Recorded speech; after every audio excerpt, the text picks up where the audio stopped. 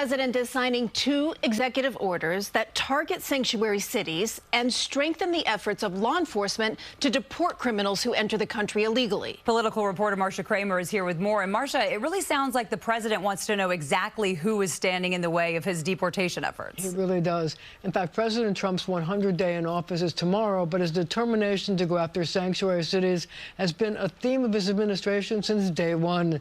And it's not just the Big Apple. Several localities in New York, New Jersey, and Connecticut have adopted laws that prevent cooperation with efforts to deport undocumented immigrants. The Trump administration is working 24/7 to successfully arrest and deport these illegal criminals and foreign terrorists from our communities. We are in the beginning stages of carrying out the largest deportation campaign in American history. The White House press secretary kicking off the president's week-long celebration of his 100th day in office, it's actually Tuesday, by announcing his decision to sign 2 more executive orders to further his immigration campaign. One will strengthen and unleash America's law enforcement to pursue criminals and protect innocent citizens. The second will direct Attorney General Pam Bondi and Kristi Noem, the Homeland Security Secretary, to develop and publish a list of state and local jurisdictions that obstruct the enforcement of immigration laws.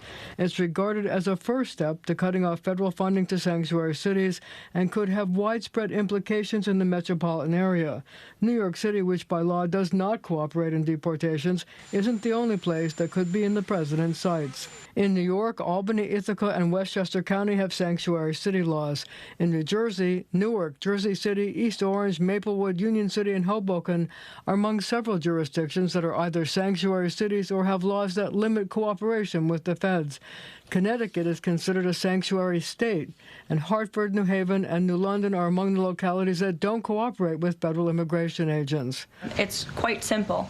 Obey the law, respect the law, and don't obstruct federal immigration officials and law enforcement officials when they are simply trying to remove public safety threats from our nation's communities. Mayor Adams has emphasized his desire to go after violent criminals, appearing at a press conference last week with Border Czar Tom Homan to announce the arrest of 27 alleged members of a violent Venezuelan street gang. My mission is to rid every one of these dangerous gangs from our city. I'm unapologetic about it. Now, spokesperson for Mayor Adams says the administration will review the executive order, but she stressed that immigrants, regardless of their status, should not be afraid to use city resources, like calling 911 or sending their kids to school. Christine, Jessica? Thank you, Marcia.